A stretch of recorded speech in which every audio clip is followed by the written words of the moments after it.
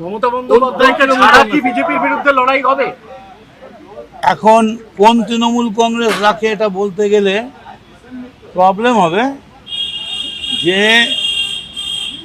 তৃণমূল কংগ্রেস রাখে, যে যেখানে ডাকে সাড়া দেবে সে সেখানে যাবে। তবে আমি মনে করি একটা ব্রিগেড ভরিয়ে দেওয়া তৃণমূল কংগ্রেসের কাছে কোনো ফ্যাক্টর না। কালীঘাটপন্থী তৃণমূল বলছে যে আপনি ভয়ে এখানে যোগদান করলেন, যেহেতু ইডি সিবিআই নোটিশ করেছে তাই। আমি ভয়ে যোগাযোগ করলাম। একটু এদিকে তাকান। আমার তো ইডির থেকে ভয় ছিল এবি বেশি। ইডি ধরলে তবু কথা বলে জিজ্ঞেস করবে, ওখানে এবি কখন কোথায় তাড়ি দেবে, কি করে দেবে ভগবান জানে। আর আমি ইডিকে, অভিষেক বন্দ্যোপাধ্যায় জীবনে যায়নি। আমি 27 মাস জেলে ছিলাম, পার্টির বিরুদ্ধে বলিনি,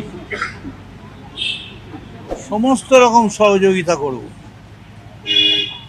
যা বলবে তাই করব। প্রমাণ করুন যে মদন মিত্র টাকা নিয়ে চাকরি দিয়েছে, মদন মিত্র গয়না নিয়ে চাকরি দিয়েছে। তা কাজ করুন না, এটা প্রমাণ না করে একটা গণভোট করে দিন না বাংলায়। একটা বাংলায় গণভোট করে দিন। হ্যাঁ, টাউনে একটা করে দিন যে মদন মিত্র পয়সা নিয়ে চাকরি দিতে পারি কিনা। মদন মিত্র মমতা বন্দ্যোপাধ্যায়ের হাত ছাড়লেন শেষমেশ। এত দশকের পর দশকের ছায়া সঙ্গী, অনেক লড়াইয়ের সাক্ষী 21শে জুলাই ছায়া সঙ্গী মানে উনি এগিয়ে যেতেন, ওর ছায়াটাকে আমি ফলো করতাম, কিন্তু পার্শ্ব সঙ্গী নয়। লোকে ভাবতো, লোকে ভাবতো।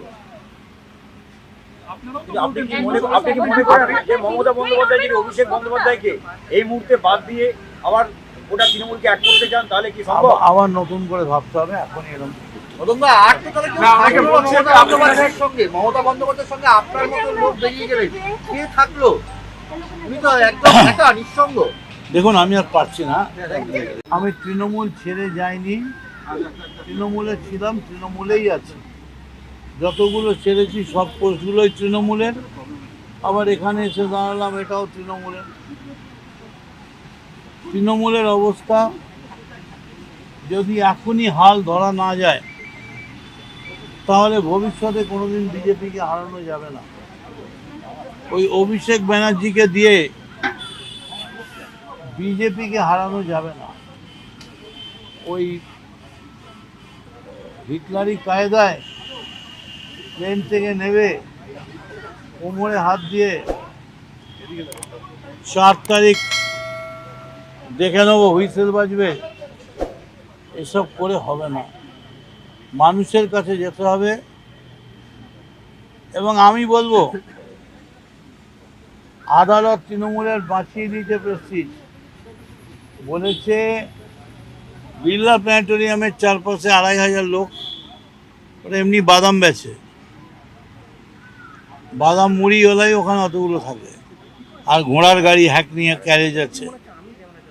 যাই হোক, সম্মানটা তো বাঁচলো।